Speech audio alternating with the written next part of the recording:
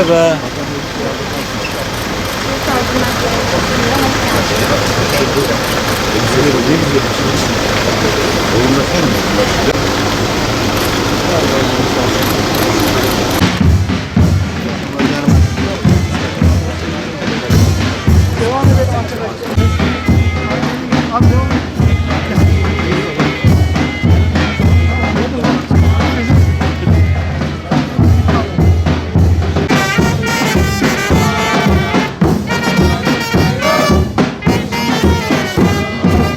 Tüm sırlarıyla ve ustaların hikayeleriyle görünür kılınarak kültürel belleğimizde yeniden yerini aldı.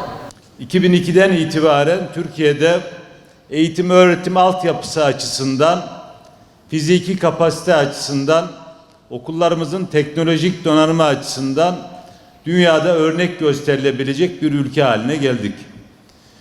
Bunu ben söylemiyorum, uluslararası raporlardan bununla ilgili referanslar vermek mümkün. Sadece bir örnek olsun diye bir şey söyleyeyim. 2002 yılında Türkiye'de çocuklarımız 350 bin derslikte, yani 350 bin sınıfta ders görüyor idi. Bunların yarısının yaklaşık olarak ekonomik ömrünü tamamladığı için boşaltılmış olabilir, yıkılmış olabilir, yıkılıp yeniden yapılmış olabilir. Böyle düşündüğümüzde yaklaşık 200 bin derslik var 2002 öncesinden kalan. Peki şu an 2025-26 eğitim öğretim yılında biz kaç derslikte, kaç sınıfta ders yaptık biliyor musunuz? 750 bin. Başka bir şey söylemeye gerek yok. Fiziki altyapı itibariyle gerçekten Türkiye'de dünyaya örnek gösterilecek bir altyapıyı sağladık. Şimdi odaklandığımız nokta eğitim öğretimin içeriğiyle ilgili yine benzeri başarıları tekrarlamak. Bunu yaparken de şunu asla ihmal etmeyeceğiz. Bakanlığımızın adı biraz önce söylediğim gibi Milli Eğitim. Biz önce eğitime odaklanacağız. Çocuklarımızın milli şuurla yetişmesini ana referans noktası olarak alacağız. Bunu biz dünyanın tamamında, dünyanın her tarafında okullar ve müfredat bu anlamda milli şuur oluşturmak açısından bir referans olarak kullanılır. Bununla ilgili bir sürü literatürden bahsetmek mümkün. Bunu yapmanın bazı yolları var. Bunlardan bir tanesi müfredatı değiştirip müfredatı bu şekilde revize etmek. Bu bir başlangıç. Ama tek başına müfredat bunun için yeterli değildir. Çünkü o milli şuurun oluşmasında müfredat dışında başka etkenler de devreye girmeli. Mesela yine bu anlamda ulusların, milletlerin kendi geleneklerinin oluşumunda, kültürlerinin oluşumunda çocukların oynadıkları oyunların çok önemli bir yeri var. Çok özel bir yeri var. Her ülkenin kendi geleneklerine göre çocuklarına oynattıkları oyunlar var. Çocuklar oynadıkları oyunlarda sizi siz yapan değerlerinizi, önemsediğiniz değerleri, vatanseverlik, yardımlaşma, dayanışma gibi değerleri sizin perspektifinizle alırlar. Sizin perspektifinizle kazanırlar. Siz kendi çocuklarınıza dünyanın başka bir ülkesindeki çocukların oynadığı oyunu oynatırsanız eğer, çocuklar başka bir referansla büyürler. Dolayısıyla biz 2023 yılında başlarken bu anlamda şöyle bir adım daha attık. Dedik ki okullarımızın bahçelerinde çocuklarımız geleneksel çocuk oyunlarımızı oynasınlar. Ve EBA'ya alanın uzmanı akademisyenler ve öğretmenlerimizin hazırladığı 100 tane geleneksel çocuk oyunumuzun nasıl oynandığını yükledik. Okul bahçelerimizi imkan olan yerlerde bu oyunların oynanacağı şekilde dizayn ettik. Bu da bir başka konu. Yine bu anlamda kültür aktarımının önemli unsurlarından bir tanesi de yemek kültürü ve sofra adabı. Bu da bizim için benim çok önem verdiğim bir konu. Mesela bir Türkiye Cumhuriyeti vatandaşı olarak çok rahatsız olduğum şeylerden bir tanesi, restoranlarımızda Michelin yıldızı tabelasının olması.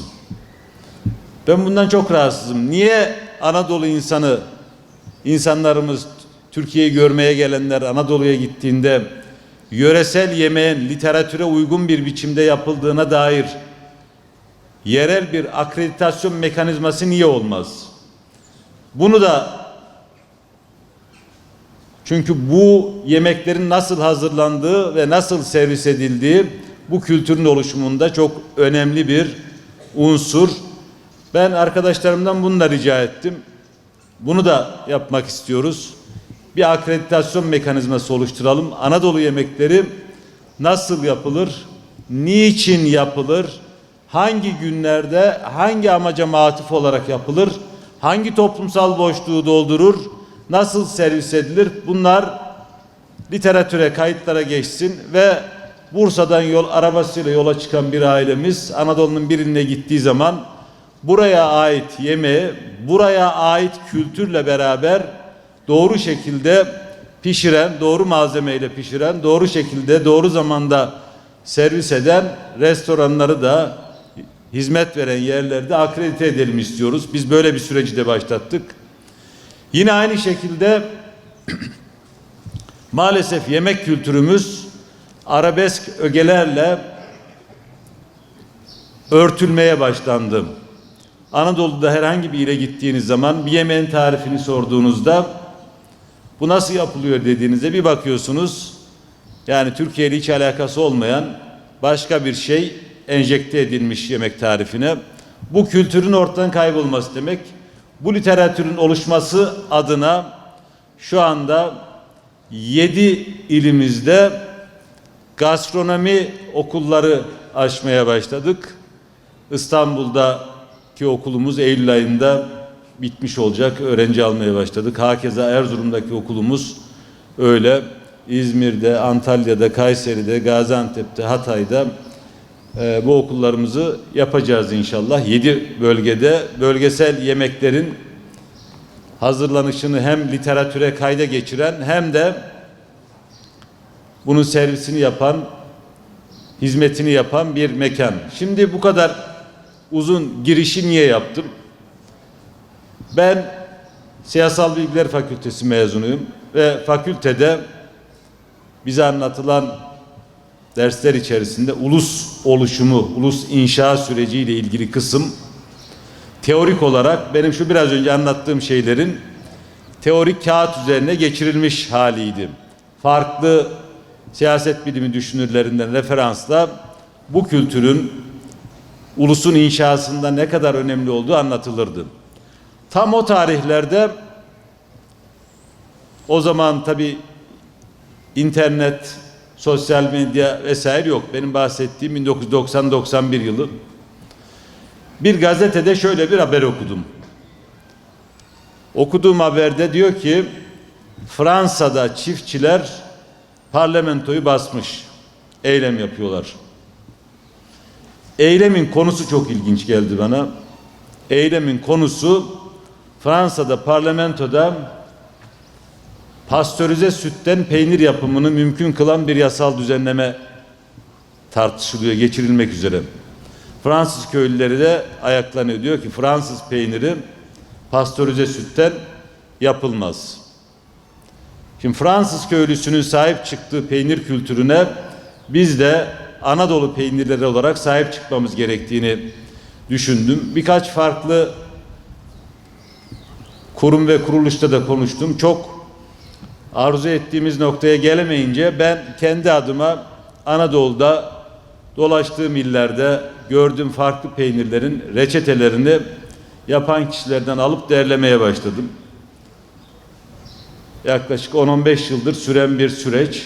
Kayıtlarım oluştu.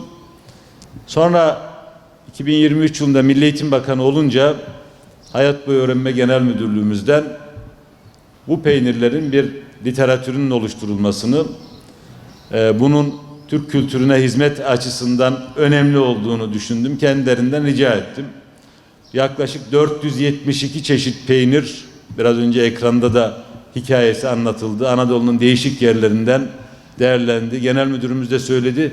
Bunlardan 88 tanesiyle ilgili olarak hiçbir kayıt, hiçbir literatür yok. Kuşkusuz bizim çalışmamız da çok eksik. Bunu zenginleştireceğiz, devam ettireceğiz. Biraz önce il başkanımız yoğurtla ilgili, yoğurt mayası ile ilgili böyle bir eksiklik olduğunu söyledi. Ama tabii bizim şu anda öyle bir çalışmamız yok.